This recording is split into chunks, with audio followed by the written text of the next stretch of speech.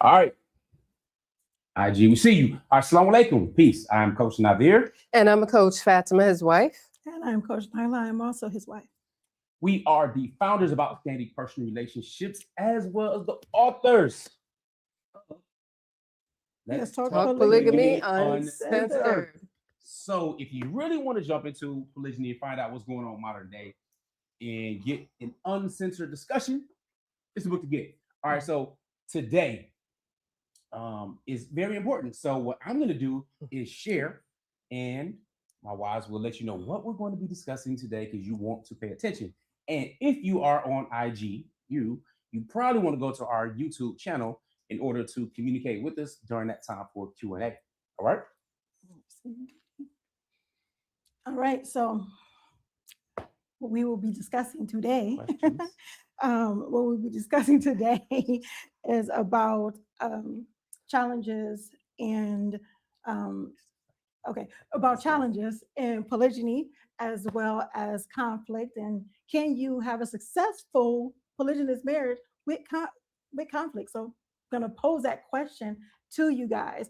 Let us know where you are watching from, because we like to know where our reach is for the most part. It definitely helps us. And answer this question in the comments. We're definitely looking in the chat. What do you believe is the biggest challenge that spouses face in polygyny? Not what do you think that, if you're a husband or a man saying, what do you think the wives face, or a woman and saying, what do the men face? No, what do you think, as a woman, as a wife, that women face in polygyny? Men, what do you think that men face, the biggest challenges? I know they're not going to all be the same, of course, and women and men have their different challenges in polygyny. So definitely put it in the chat. What do you believe is the biggest challenge that spouses face in polygyny?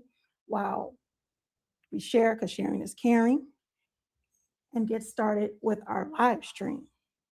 Now, make sure when you all are commenting, don't say what you think we want to hear.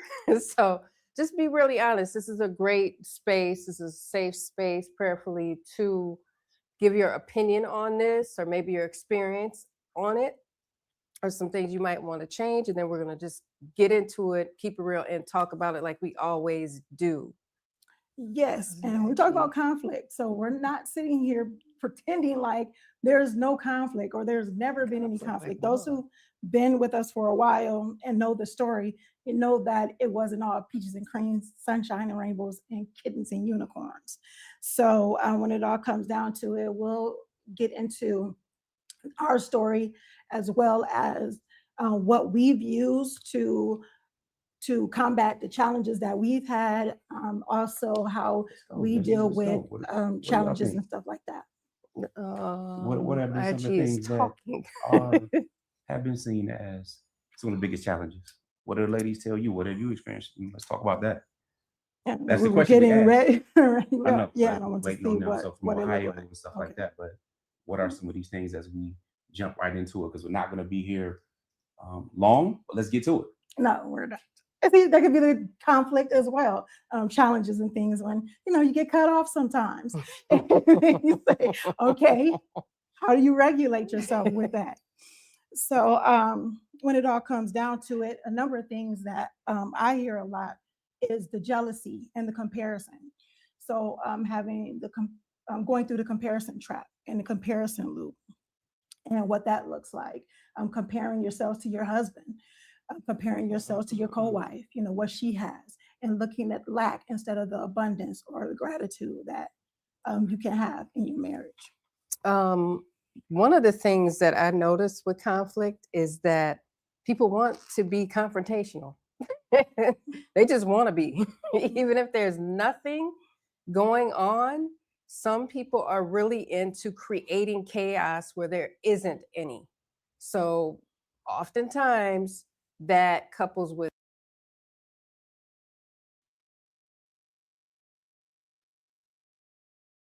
I think that men don't typically do this, and I've spoken about this before and actually trained and coached on it. Men care about timeline and speak on wives when it's an appropriate time to do so. Typically is what they do. They don't say, this is my first wife, da da da, this is my second wife, da da da. They don't do that. I find, and we've seen and been in rooms that are very tense when there's more than one wife, people kind of know there's rumblings and whispers, that I'll throw around title. I'm the first wife and I'm, like that, to diminish in many cases the subsequent wife if she knows she's there. So I had the unfortunate, I don't know, it was just, we were doing good. There was a women's event close to where we live in Chicago, and there were 3 wives there. And I was like, oh, they're doing so good. They didn't know. One of them knew who I was. I'd say 2 of them knew who I was. So right before my friend and I exited the building from the event, almost made it out the door. And I was like, oh, I'm going to compliment them. I'm so proud of them. Da, da, da. Nope. Soon as I got ready to go right for the door and I literally got outside the door, one of the wives, I won't say which one, she said, see, I knew she was going to start and I knew it. And I was like, oh my God, y'all, we sat in the room for 3 hours and there was no problem. And I had to ask, are you okay? Are you okay? Are you going to be okay? Are you going to decide to be okay? Because I could see this thing and I was so happy I was leaving. But it was unfortunate because I didn't need to know it. I didn't know anything was going on. And what it did was it shifted the energy. Now, you can keep those things to yourself. You can be upset, you can be hurt, you can have a lot of big feelings, you can be insecure and all of that stuff. I think wives go through that. They just do. And we try to run from it. Oh no, I'm not jealous. I remember Coach Nazir was training once. And what was it? One of the husbands had said something, I'm paraphrasing you all. Oh, one of my wives is she's just not jealous. She's just not. And he said, if she's not jealous, that could be a problem. And he went off into that. And I didn't even think about it in the terms in which a man would hear that. But I was like, wow, does that mean she cares? She doesn't care? She couldn't care less where he goes or what he does? I was like, that's deep when he said that. Yeah, that's kind of a problem. If she doesn't have some type of jealousy, that doesn't mean become some rage demon, but that's pretty deep what he had said, because I'm not a husband in polygyny. I wouldn't be here. So yes. I also believe too that we mask a lot when it comes to how we're really feeling. How we're really feeling, where we are. My conflict, you cut off. All right. Talk about conflict when you don't have the opportunity to speak. So you speak. Or you need to hurry up and say what you need to say. So when it comes down to it, we mask where to keep the peace, or that we think we're keeping the peace, but we're holding things in and it blows up later on. So, or to put up appearances, or to make things look okay or look nice. I remember at the beginnings of polygyny, it wasn't about putting up a mask when there were issues and there were challenges going on. It was knowing who you should tell things to and what you should kind of keep within the confines of, whether it's your marriage, your family, those type of things. We have one of our key code of honor is uphold the honor and integrity of the family. And you don't know who maybe, you may be giving people ammunition to blow holes in your marriage later on, or your family dynamic later on. So even though there were some challenges, people on the outside didn't know that. Actually, some people on the inside didn't know that. Like, my children didn't know certain things. A number of the family members didn't know certain things because I needed to figure things out. I needed to know how to regulate myself. And we go into that too, about how do you regulate yourself when you're going through conflict, when you're going through self-conflict, where you're going through conflict with your spouse or your co-wife or anything like that. So yeah, in the beginning, I had to figure it out. We didn't have the OPR. We didn't have the books and the videos and all the other stuff like that. So yeah, it definitely took some self-work in order to be able to overcome the conflict and be better at handling conflict and challenges in Indeed. polygamy. So what I want to do is address a couple of these questions or concerns, because some people might think that conflict is unhealthy, when depending on how you handle it with your behavior will determine whether or not it's healthy or not. All right. The fact of the matter is, we're adults here. We should be able to be responsible and behave like adults with a level of maturity. Now, I know that that expectation is a bit much, and we'll talk about frame and why it's important. But I also want to shout out Ohio is in the house. We see you. Gatica Peacock, I think. Then see Queen of Hearts also representing out South Carolina. So a couple of things that are mentioned is jealousy, living together in particular. All right. We need to address that, whether or not we live together. So, you know, a lot of people are new. You're not going to assume that you know who we are, been following anything like that. So one is jealousy and living together. And then, of course, not of course, but the next one would be, this is from YouTube, because we can easily see YouTube right here in front of us. So if you are on Instagram and you post something, I saw one thing I want to address, but if you open on Instagram, then it's a little more challenging to see. So it'd be better to go to our YouTube channel, and it's more organized. So nevertheless, she says her challenge is that her husband tends to put his initial wife's, which is his first wife's, emotions and financial situation first. And if she doesn't get her way, it will be a big, all caps, problem. So that's where her situation is. So she was stuck most of the time the last part of marriage, dealing with her own things and challenges, paying her own bills and stuff like that. So those are a couple of things that are mentioned. And then one thing I will address from IG, which is a really easy one. Well, relatively easy. A man said, look, I have 4 wives. I'm just burning out at the end of the day. I don't have no energy. All right. So the challenge with that is having systems installed. Understand, one of the things my mentor told me was that system is an acronym, and it stands for save yourself significant time, energy, and money. If you're just operating here and there and in reactive mode, then you will be burned out. If you aren't practicing different transitions, you're breathing, and you have actual systems in place where you know how to move, then you're going to be burned out, because that polygyny is not just monogamy +1 or monogamy +3. All right. It's not like that. They're totally different dynamics. So being able to have systems in place and installed, meaning that you have protocols that are working for you, then that works. All right. Because it allows you to have your own sanity. I'll give you an example. I know a brother, relatively well known, but I don't know if many people know his polygamy situation. So I'm not going to say who he is, but he had 3 wives. I don't know if he currently still does or has 2. I know there's at least 2. So, but what he would do, he had a schedule, and his schedule would consist of Wednesday, just my day. Not like my spa day or my time just for me. Nah, he runs a business and all that kind of stuff, several of them. But he's like, look, this is my day. You need me, come to me or what have you, but I'm going to be over here in this area and I'm going to be focused on such and such. Not going to be dealing with the outside world. Now, he didn't necessarily have protocols and systems in place, but that was just one example of time and being able to refresh and handle yourself. So if you don't have that, then it's going to be very problematic. You will get burnt out a lot quicker, because there are higher levels of stress that you're going to have to deal with. And it's a rarity that anybody's checking on you, how you feel, what's going on with you, and everything else, because you have a family. And if you're a leader, you focus on everybody else. But who checks on the leader? Who really focuses on them and puts things to the side outside of their needs? All right, that's just general, whether you're a CEO of companies or whatever in life.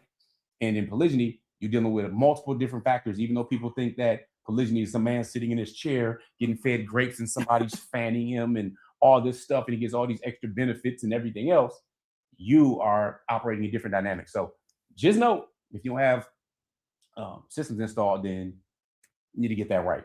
I would suggest going to polygamybooks.com and starting with the frame playbook, but actually how to build those and work with that. So, yep, that's it on that part. So what you have to say? Well, I think of that kind of husband as the referee husband, because he has to fix and then he has to choose.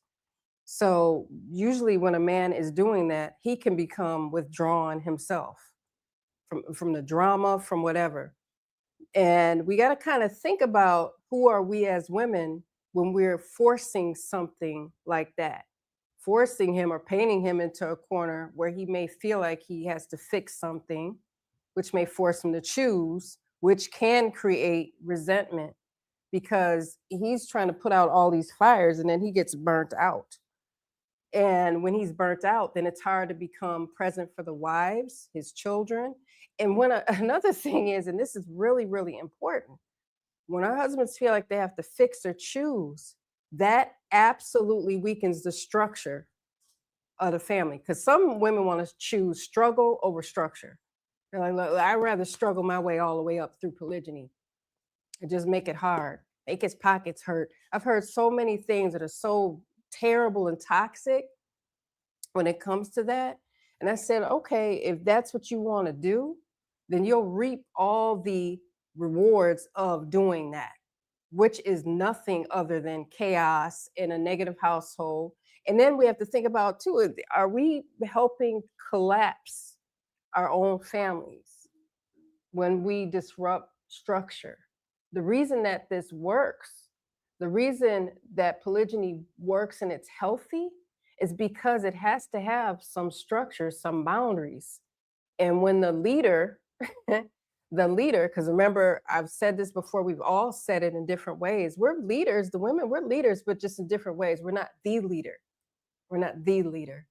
So when we cause that disturbance and disruption, it's a distraction. And when you cause it, your husband will not forget it because it's a domino effect. We're so into what we feel and what's going on with us. We're not thinking about our intentions. Are we intending to create chaos? Even if we don't intend to, we have to be very, very careful about how we move. Now, were we all like, yes, I had it all together? No, I didn't. I sure did not. So, but what I had to learn is instead of focusing on thinking I know what someone else's intentions are, I absolutely know mine. I absolutely know mine. So I had to look inward, go, wait a minute now, do you need a nap? Do you need to go lay down? Do you need to go somewhere and pray? Like it's certain things you have to ask yourself. Do you want this to work? Do you want to create chaos? Do you want people to be in pain? But because they can't be in pain, because if they were, it would look exactly like how I look when I'm in pain. Men don't cry with their friends over like tea and movies and stuff like that. Theirs looks different than ours, right? Theirs looks different than ours. So ask yourself that honest question. Be honest. What are your intentions? What are your intentions? Ask yourself that and be honest. All right, so what about the jealousy in living together? First of all, no, we don't live We don't together. live together. We We live have in not done these close things. proximity. We do Yes. not live together. So that answers the question.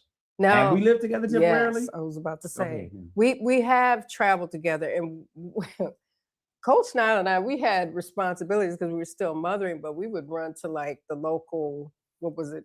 We was down south and ran to I think what was it, Walmart, and we was grabbing stuff, throwing it in the cart, and on the way home, see, we were in the South. I'm from the North, so there's more lights up north. So we're driving along, and it got dark.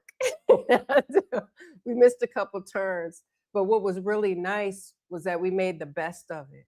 That was the first time I think we traveled and stayed in Airbnb together, but we were laughing ourselves up and down this dark road. I'm like, nah, if the killer is out here, you're gonna have to fight us both. And we got in the weeds a little bit and we found our way back to our Airbnb. And it was so nice because we could have turned that moment, which got scary quick.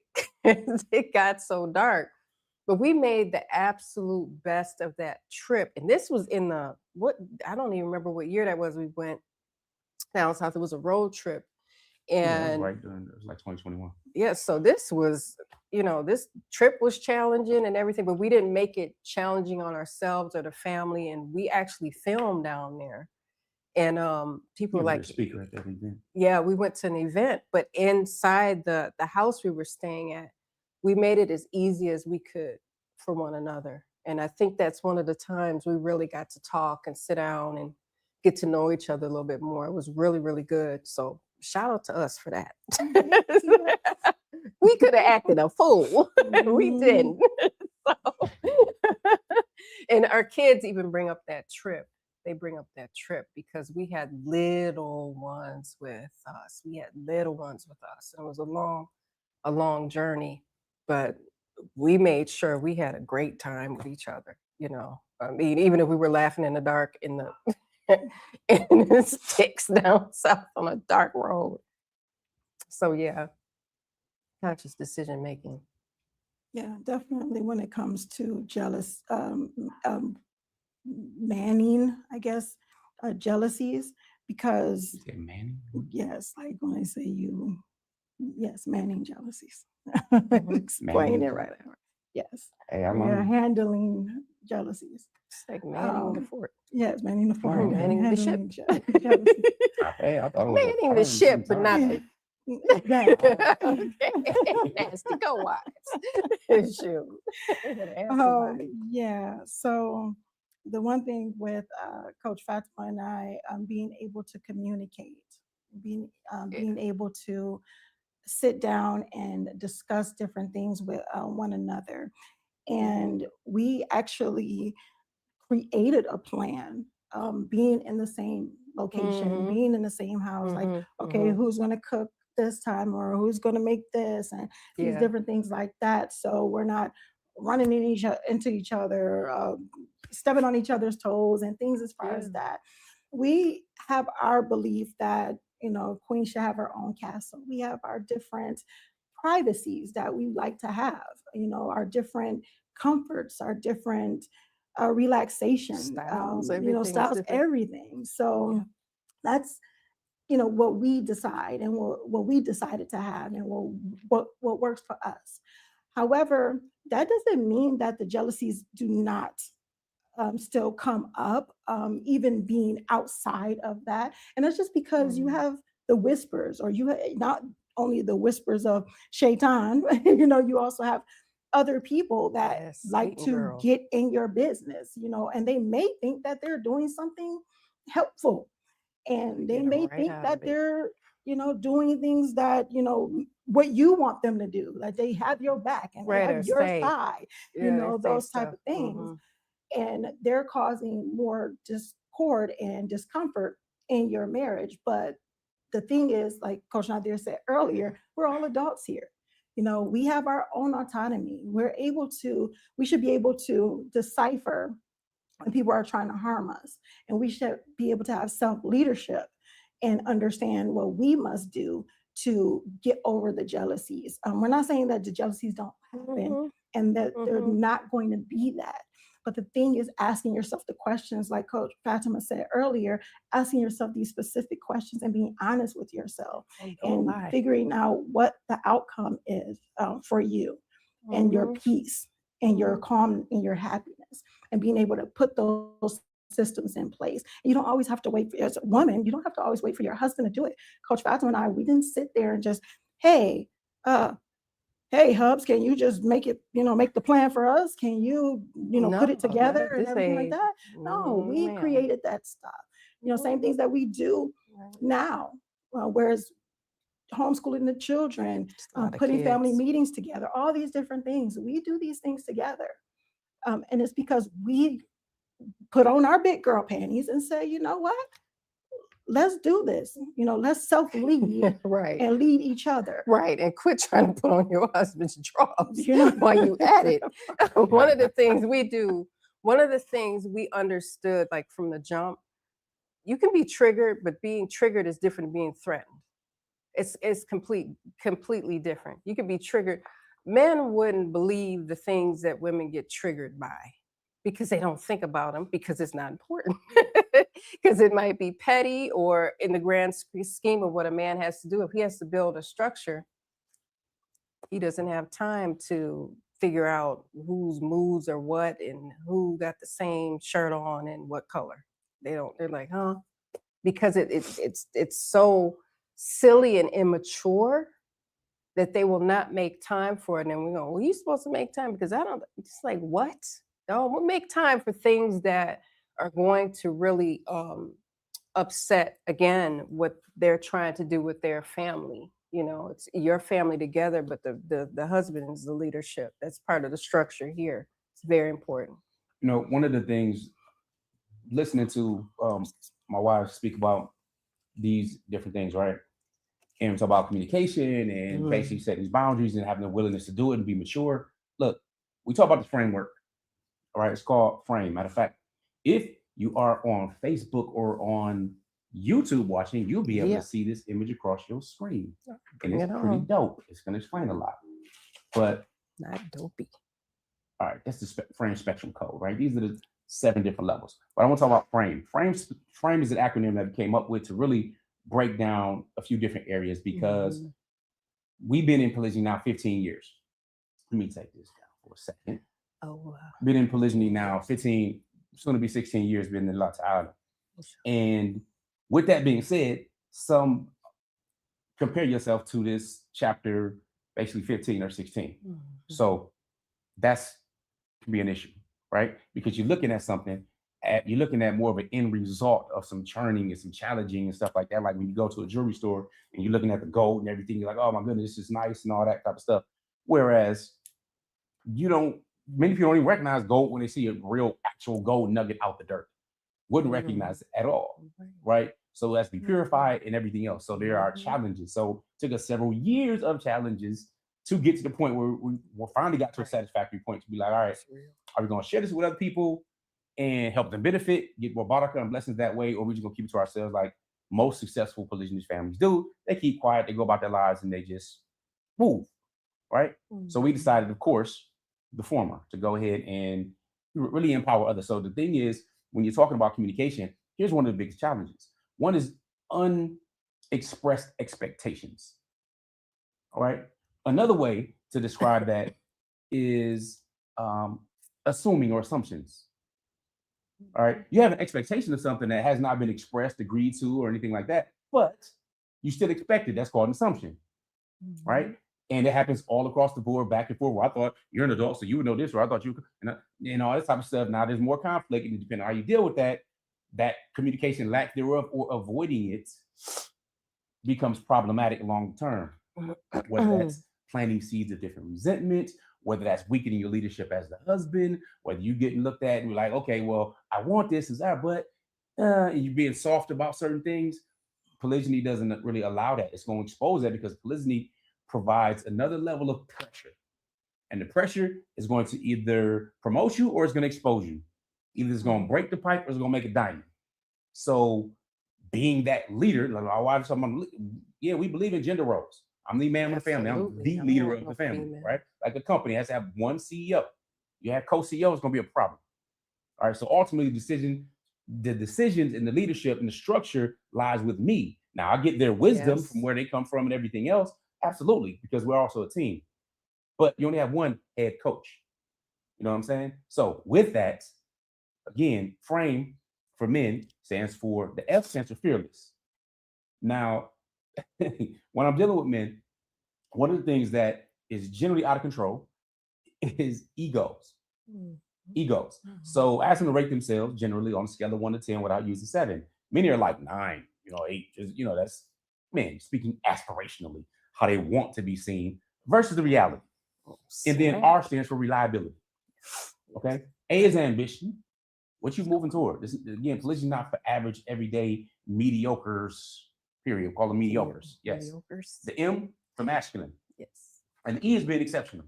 Yeah. So that's what frame is. But let me give you an example how men generally rate themselves a whole lot more. All right. And this comes from even being a child. You're a parent and your child is in the tub, talking about they know how to swim until they get into a real swimming pool and you see the fear in their eyes. Yes. It's a bigger body of water, even though they might be able to stand up in it. Be like, I thought you could swim. Anyway, at least that's what I do. So here we go. So you can't be an 8 or a 9 talking about fearlessness if you are unwilling to have a conversation with your wife about polygyny, or if you're not involved in polygyny at all, or even in monogamy, to talk to somebody, let them know you're a polygynous man, and you know this. You're not fearless. You got to be able to have that conversation. If you can't deal with that part of the discomfort, you like if you don't, you're in polygyny or you're not in polygyny, but you desire it, you're working toward it. That's a goal that you have. Then you like a 4 or 5. You average, bro. So, Lord. but the ego is like, yeah, I'm an 8 or 9. I'm just fearless. Yeah, you can be fearless out in the boxing ring. You fearless in your job. You fearless running a business. But how are you at home with your wife when it's like, all right, I want to practice polygyny, and you don't want to deal with the fallout, the tears, the stuff that comes with it? Then you actually are rated lower. I'm not gonna go through the rest of them because ladies are gonna let you know what frame stands for women as well, and then we're gonna talk about these 7 different levels where people generally are without even knowing. So, and then of course how you can find out where you are too. Mhm. So you want to jump in the female frame? Jump in, Coach. Yeah, that's fine. Okay. The F is for feminine, and it's definitely, it's not just looking the part, looking Yeah, feminine. because you can act It's like a not guy. a performance, it's an Mhm. embodiment. And then Mhm. you have respectful. Yes. Another one, admiring and affectionate. Yes, mature and exclusive. So we're giving you all, if you're not Let's familiar go with over it them, you again. Let's go might a little be. slower. So feminine, so like Coach Nyla was saying, you could look the part all day. You can wear the things in your hair and walk around in little frilly negligees and absolutely sound like a thug. Okay. Who's that? You all might not know. I hope you do. But I remember a very important video, just as an example of what we're talking about. Um, Shout out to Tretch and Pepper from Salt and Pepper, take y'all back. But somebody was asking about why they got divorced. I'm like, what's the typical reason, y'all? Oh, he must have cheated on her. To me, that comes with the touring and the territory, but that's just how I'm set up. And he said, no, she talked to me like she was a dude.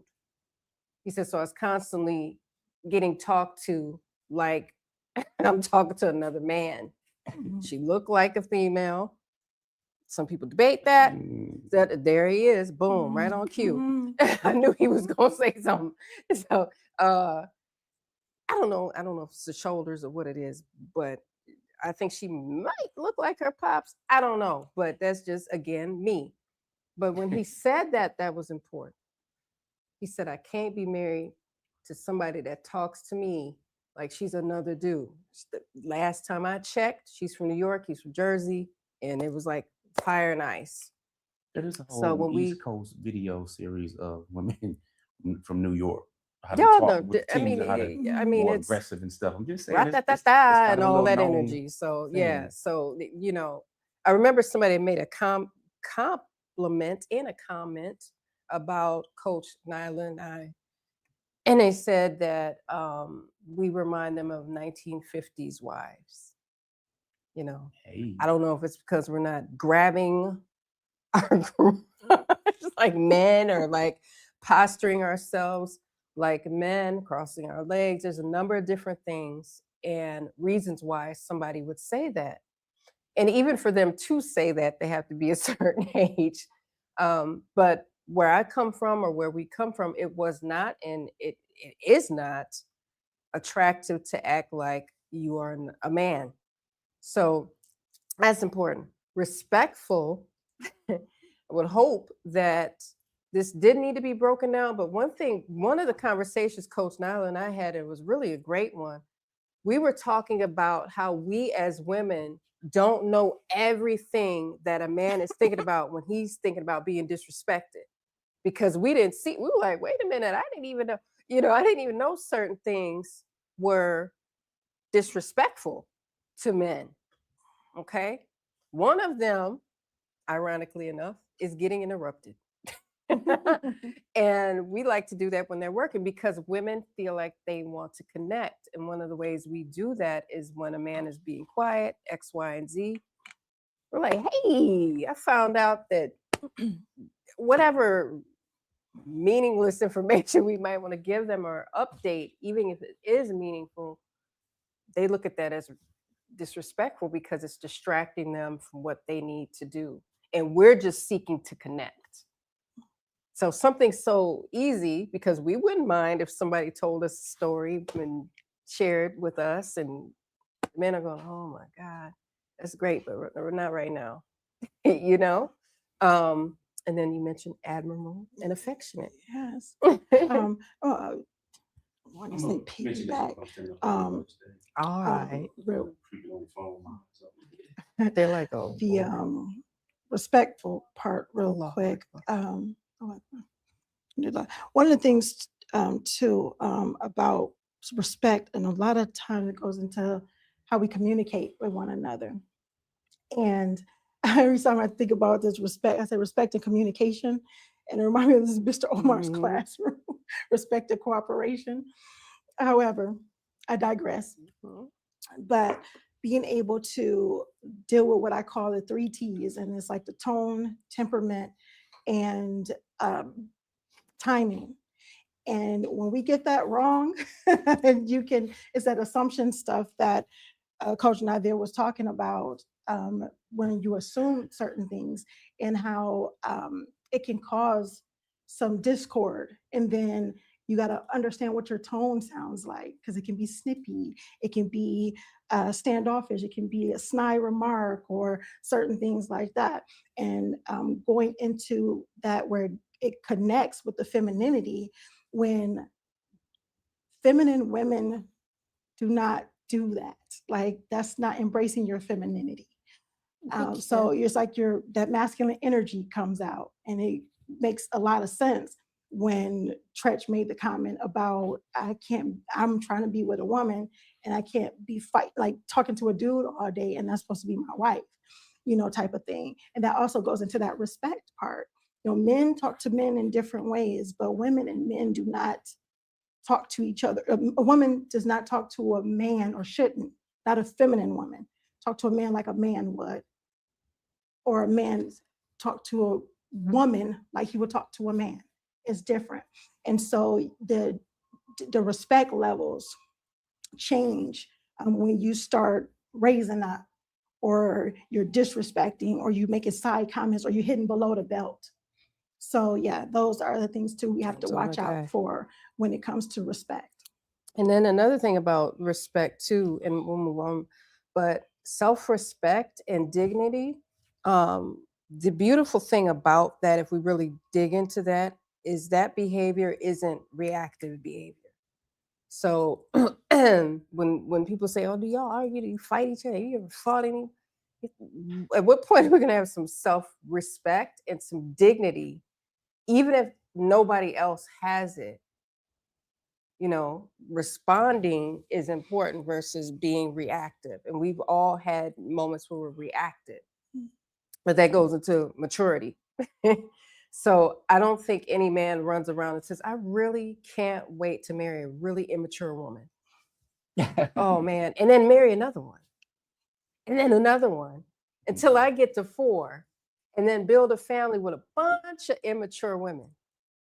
I would love to do that. I have not met a man that has said something like that. So that's really, really important. Like, thinking about what level we're on, as we showed the different spectrum levels and where we fit. That's why the conversation needs to be honest. Are we smarter than a 5th grader, but we're acting like a 5th grader? What are we doing? Because sometimes you have to ask yourself what you're doing before somebody gets ready to ask you what you're doing and what your intentions are. Indeed.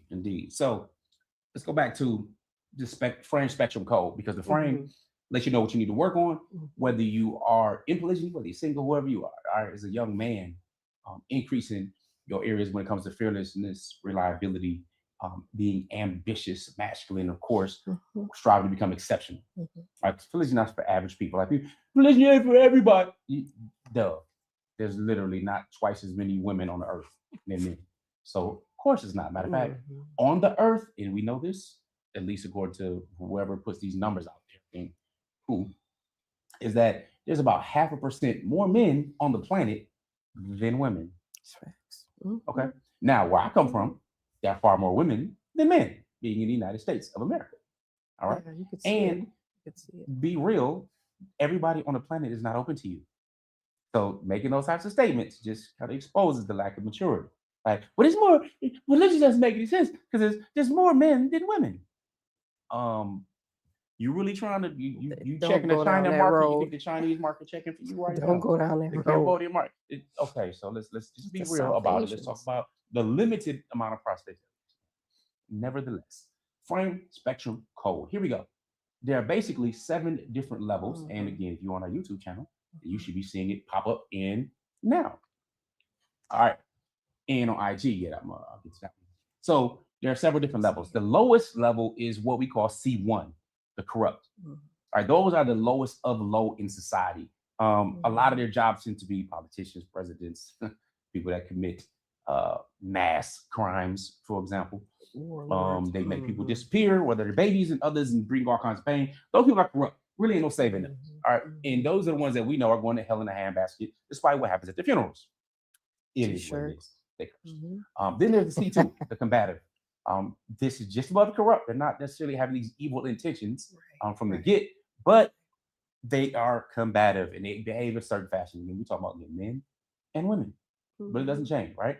These are those people who are generally predators. These are the ones who, well, I'm going to call the police, and they know that the other person didn't do anything wrong. Type stuff. Have names like Karen, or they have bags of oranges beating themselves up, or they set people up, for example, betrayal, things like that, right? Then you have the cynical. These are the people who just, it's going to rain every single day, not just Debbie Downer, but you make it that way to be right for whatever reason. Then you have a conformist. The conformists just really listen to whatever it may be. You know, when in Rome, do as the Romans do. I'm like, that's dumb. I remember saying that was dumb when I was a kid. I'm like, that's weird. Like, I can't be myself. I'm going to go to Rome. Then I became Muslim. Like, when in Rome, do as Muslims do. It's time to pray. It's time to pray. No matter where you at. Anyway, conformists. They are the ones that say, I'm unique. I want to be unique. I'm recognized for who I am. But then you want to blend in with everybody else. These are the ones that 10 years ago, before this camel eyelash, push broom eyelash thing came out, they weren't wearing any things on their eyelashes. Nope, was not interested. In the generation I come from, for example, in the 90s, people were still insulting and using, cracking and roasting based on a ribbon, is what we used to call it, based on weave. Now that's like a thing and normal. Come get this bundle and like this normal stuff. Again, conformists, being like everybody else, all right, versus actually striving to be unique or standing out, which is outstanding, or exceptional, which means you are the exception to the rule. But since it's uncomfortable there, many people land here as a conformist. Climbing is also pretty high on the list. Climbing means a person recognizes, look, something is wrong. This isn't working. Usually it takes time, a lot of mistakes in your, whether that's still in your relationships, marriages, whatever it may be. You saying, you know what? The problem is probably this person I'm looking at in the mirror. They need to fix some stuff. We've all had to come to that, or you should have, if you're adult enough to admit it. I know I have plenty of times. So, yeah, climbing. Less people there, but they are there. Even less at competence. It's really interesting because I think it was Mel Robbins said that most people's maturity level, I think she might have said like 8th grade or something like that, right? Tony Robbins said like 1st grade. And of course, he's the grandmaster of life coaches and everything else in the world. So I kind of roll with his. But either way, she said like almost like 8th grade or something like that, which is almost high school. And you can see that in behavior. When you think about behavior and typical things of something like Mean Girls, is it possible to think of people 30s, 40s, 50s, even 60 years old on their jobs, for example, where it's easy to observe, having these types of behaviors? As somebody in high school, cliquish, childish, immature. All right, so now we're talking about maturity level. Competent, though, these are people who not only strove in climbing, they're better. They recognize it. They've done the inner work, and they are demonstrating it throughout their daily lives. Then, of course, crowned is the peak.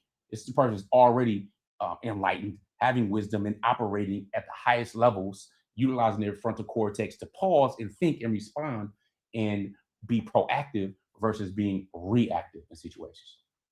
Those are the 7 levels. How do you move up? Well, there's a whole process with that we work with, with our clients and students and in our different products and in our books. So I wanted to mention that because many times, if you don't know that if you're somebody that's working on yourself, you've already recognized some different things, and you have personal development time, you are willing to work on your communication and so on, you might be a C5. But you're vetting a C3 for marriage, and you have no idea. That can pose a big problem and a challenge. So knowing that and knowing what levels you're on, save you a whole lot of time in your life. So we want you to benefit from that tool. So again, stay tuned. Of course, polygamybooks.com. As we can get some frame playbooks to also help you on your polygynous journey. You gonna say something? Say something? Yeah, there are some other comments, questions. So, what about Queen of Hearts? When she spoke, she said that, look, she incoming wife, the husband's like, look, my first wife irritated, then she get hung out to dry, basically. Nope. Mm-mm. All right, so what's some advice here in particular?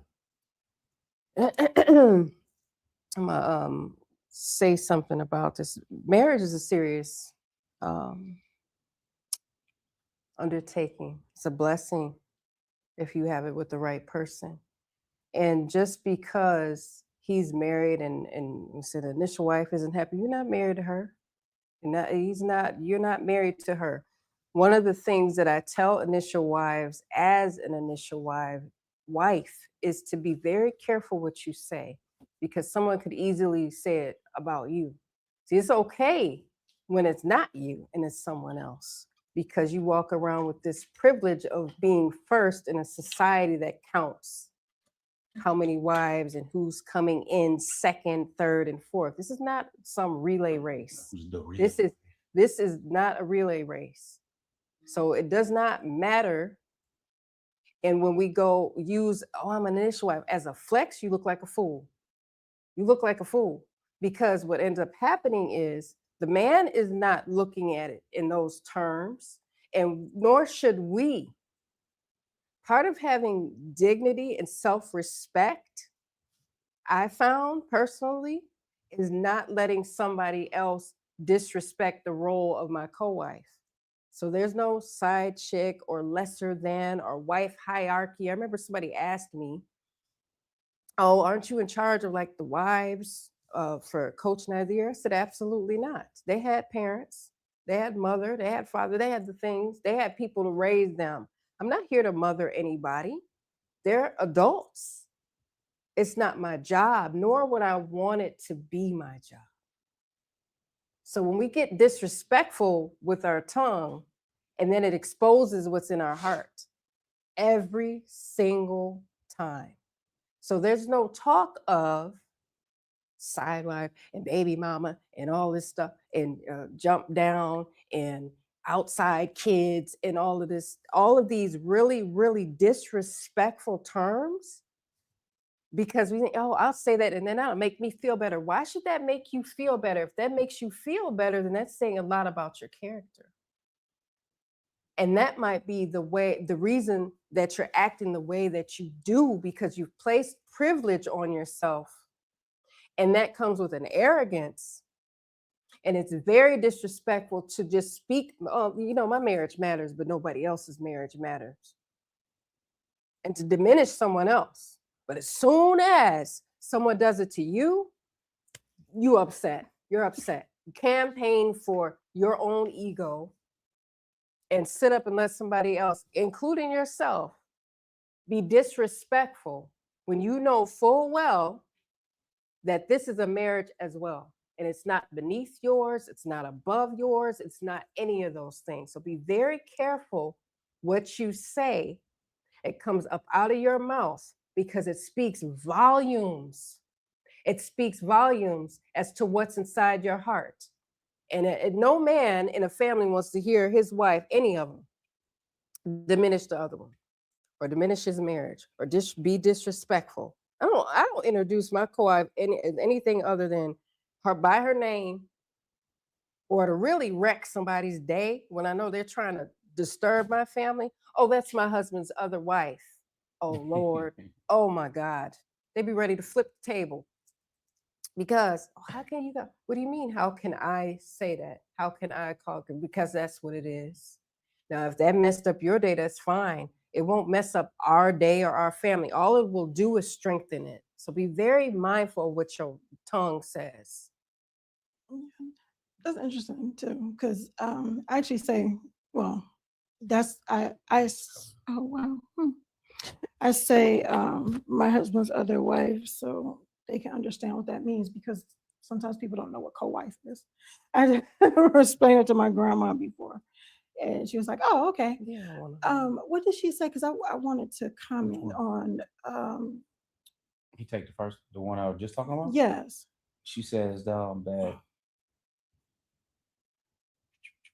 Because she said, did she she say said his he first hates? wives emotions.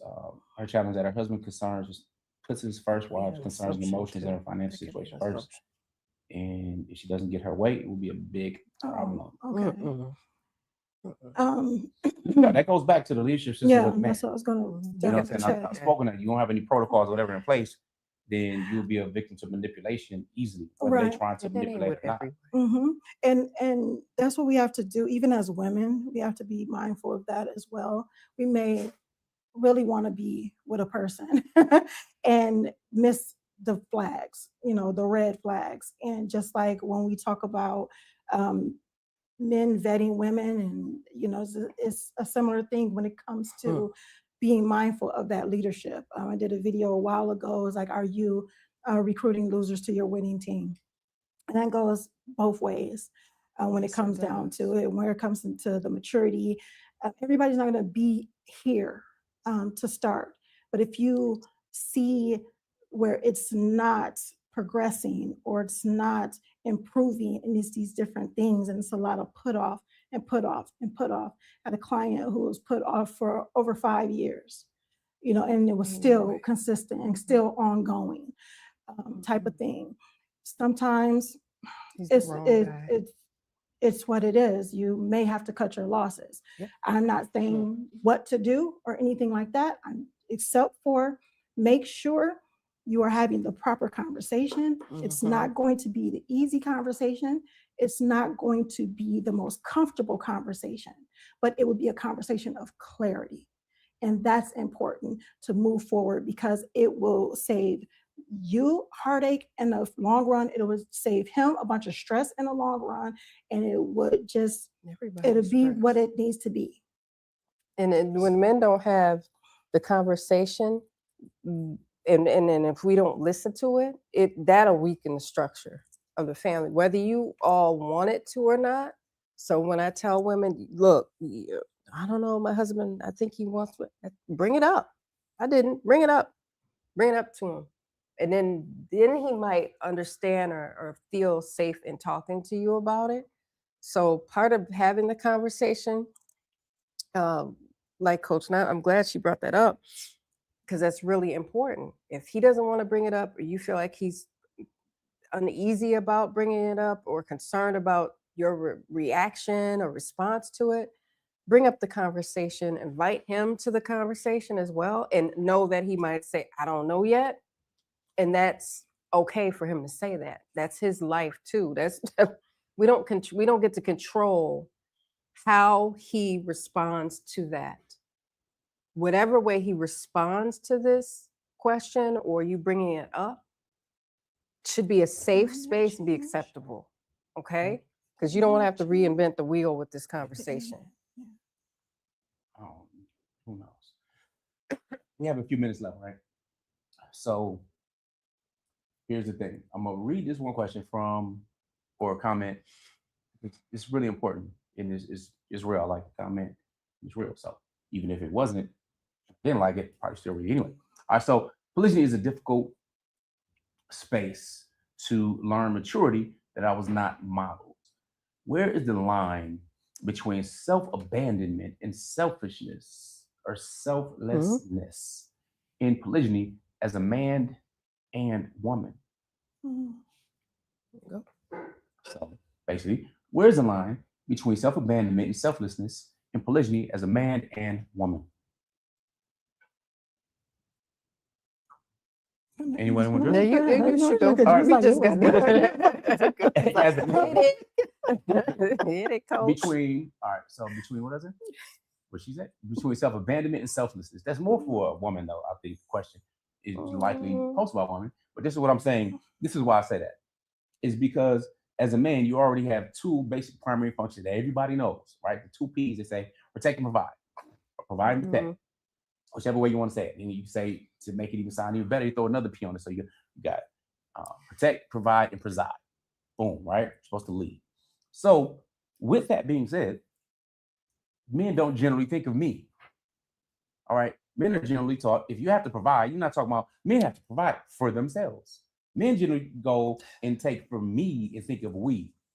So they're thinking of expanding, building a family. So they're thinking about themselves and providing for a woman. That starts the whole deal in monogamy, if you will. You have morals. Boom.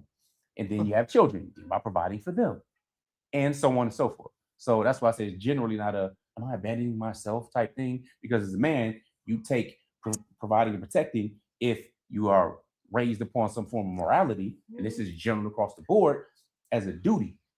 Doesn't matter how you feel. So you have a job. I used to have to get up. I was a school bus driver at one time in my life as a teenager when I got married, pretty much. And I would have to get up like 4:30, 5 o'clock in the morning. And it's cold, like right now in the Midwest. I think last week they had a high of -7 degrees Fahrenheit, right? And a low of -12. All right. Help. And some stuff was closed. Usually stuff is closed at that time in the Midwest. If it's in Georgia where it just snowed, they almost lost their minds with the little bit of snow they got. Anyway, point is having to get out. It didn't matter how I felt. I had a brand new baby on the way and all that stuff and everything. I had to get out there, deal with these raccoons going through my big old 67 passenger bus, messing the stuff up and all that, having to sometimes get the bus jump, all kind of crazy stuff, or getting stuck. You had to do it.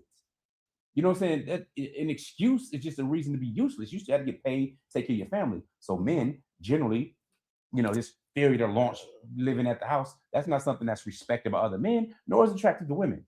So self-abandonment, we generally are told to kill the boy inside to let the man come out.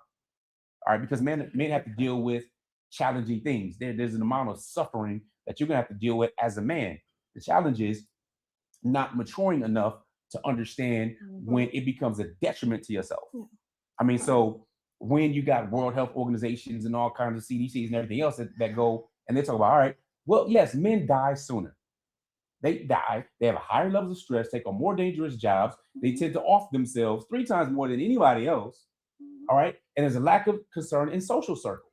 So men's social circles are way less than women. So they don't talk about their problems like that. You hear about places like the barbershop, where before it was like $70, $80 for a friggin' haircut, where men used to go and kind of gather and stuff like that. Or back in the day where they would have happy hour and stop there before they got to the house. So, social creatures and social wise, men think of we, is my point, more than they think of me. They're usually the last ones to eat or get something for themselves, then, because they're providing for their families and they get pleasure in doing that by fulfilling their duty or having a mission. So you still see men that retire from what they're doing for their jobs and stuff like that. But they still get out and about. They still go stop at different shops. They might be having tea and talk with the other older guys and having that social circle that they may not have necessarily had when they were younger. It allows them to live, all right, pass on their wisdom. They still feel they have a mission. Okay, so that's that part. Ladies, you want to jump in for the other part? I took it a little bit. I took it that way, and then I also was thinking about if a man is abandoning things that he actually wants to accomplish and do as a man. So if he wants to practice polygyny, and let's say his wife ain't trying to hear it, and it just feels like it's beat out of him, and he abandons his desire to want to have more than one wife or expand his family, it's like, where do I draw the line at that? It's like you grappling with it, and then you go, you know what, I'm not going to be able to do this in peace, so I'll just abandon that part of myself versus saying, look, this is going to be difficult. The conversation's going to be hard. I'm going to bring it up, but I don't want to abandon that part of me in my life and what I want to do. I remember years ago, I had to tell someone, I said, well, why this? How come you? I mean, you want to talk to Coach Nyla, you can talk to him. I mean, I give you his number, his Facebook, if you want to DM him, because don't ask me. All I can tell you, and I think it really tore the person down because they were so used to that story. Fatimah Nazir. I'm like, you can't be more in love with the story than we were. That just sounds crazy. But I said, listen, I'm married to him. I said, but it's his life. It's his life. Now we getting into why you shouldn't. I said, you dealing in something that does not require you, that does not require your commentary. I said, it's his life. And I'm telling you that as someone that's been married to him this long. There's certain stuff I can't. Now, if it's affecting my life, absolutely, I'll have something to say about it. And I don't necessarily like to mix words. However, but when it comes to this is a whole nother thing, because I can't tell him, well, you know what, I want you to drop this on this part of your life in your timeline. Okay. And don't do it a day before or after. Just do it when I tell you to. What kind of life is that for him? I can't make that decision. It's a very intimate decision to get married, whether you have up to 4 wives or not. We have our own autonomy when it all comes down to it. Where is the line drawn? That's for the person to say when it all comes down to it. Because people where they say, well, I did and I lost so much. I gave him so much of me. I gave him all, da da da da da. And it's like, okay, what were you doing that for? You're saying you gave this and you gave this, like you just didn't have any type of benefit in this relationship or in this marriage or having these children or anything like that. And then now it's victim mode all around the board. I said, if you're doing something for someone, are you doing it because you want to do it for that person? Or are you doing it because you want to get something back in return? We can't control other people. We can't control what they think about us, what they feel about us, what they do, any of those things. The only person that we can control is ourselves. What we think, what we feel, how we respond, how we react. And we should be able to give others the grace to do so. Now, if we're not compatible, if we don't mesh, then so be it. That's life. Yep. C'est la vie. But those are the hard conversations and the hard feelings and the emotions that we don't want to admit to, that we want to force the issue or we want to force the narrative. Now, if you want to be with that person, if you want to do these things, do it because that's what you want to do, because you want that to do something for someone you love, not because you're expecting to get something out of return. It shouldn't be transactional. When we make it transactional, that's when the problem lies. That's where when the resentment comes, because like, oh, he didn't do what I wanted him to do, but I gave him all of this and I gave him all of my life. It made me think about Waiting to Exhale, when the Angela Bassett's character was so upset. She's like, I gave him 11 years. I didn't do these things. I wanted to do this and everything. And he left her. And she was so upset. And after she got really, really upset, she started burning up everything. She burned his car and burned his clothes and all this stuff. For those who ain't seen it, I just told you what it is. It's probably in the first 10 minutes of the movie anyway. It's worth watching, even if we told you. Just watch it. So, but then I thought about her character, and she had some character growth in the movie throughout the movie, right? And realized that, you know what? I remember she had the conversation with her friend, and she said, you know what? I can't put it all on him. So I can't, even though he did what he did, I cannot put it all on him. And as wives, I don't know if you were done, Coach Nyla. I mean, that's the thing. We have to understand. That's the point. We have to take responsibility for our part. And know something about your husband. Know this. I had to learn this the hard way, because my head is like this table sometime when I have my big feelings. Not every emotion deserves a debate. Men don't go, you know what, I don't want to debate this one. I feel like it. They don't feel like it. They'll do it and they might get really good at it, depending on how reactive you are. But every emotion that you have, you don't have to say. We talk about putting on our big girl underwear. Yeah. We want our husbands to regulate our emotions for us. And if we look at that, that's just not fair. That's just not fair. It's not right. It's not fair. It's exhausting, because every time we look at you, you're going to look like a big old project. that someone you dumped in his lap because you can't self-regulate. We're not saying don't get upset. That's not what we're saying. You're going to get upset. It's just how you respond to it. And you do not, and it is unhealthy to tell your husband everything you are feeling, okay? Because men like solutions. So if they can't create some type of solutions for their loved ones or some type of, or give you some type of advice for you to work on you with, that's frustrating. That's frustrating because sometimes we go, oh, I had this problem. And all we're doing is saying, can you help me? Without saying, can you help me? But sometimes, and in many cases, especially in polygyny, it's absolutely inappropriate for us to lay that on our husband's shoulders. It is. And then expect him to, well, I gave it to you, jump into action and fix it. I say it all the time. It's like telling somebody to lose your weight. I need to lose this 30 pounds and I wish my husband would get on that. I'm not going to deal with it. I'm going to continue to eat what I want, not exercise, X, Y, and Z. But he better hurry up. That's how silly that sounds. That's how silly that sounds. So let's not just think about ourselves. Let's think about it. Everyone that's involved, even if you don't want to, good can come from it. Indeed. So we have spent an hour with you. Now, if you're on YouTube, my question to you, that like button, how come you hit the like button? How come there's not more likes over there? Subscribe.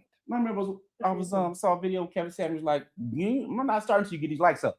Now I'm about to leave out. I'm on here, all the comments, kicking and all that. No problem. We appreciate Bless that. his heart. But you know what? It helps us get the information out and the algorithm know that people want to know about polygyny in real life. It's not all over sexualized and all that kind of stuff and all immature and things like that. So that like button, hit that. That's the least you can do. I mean, and subscribe. Share it for an hour for free. Anyway, with that being said, you want to know, all right, what's the next step? I think your next best step is determining where you are when it comes to frame and the spectrum code. So if you are C4, C3, or C2, hopefully not a C2, but the quiz, we have a quiz at polygamyquiz.com. Yes. All right, go there and take the quiz. If you're not shy about it, let us know in the comments.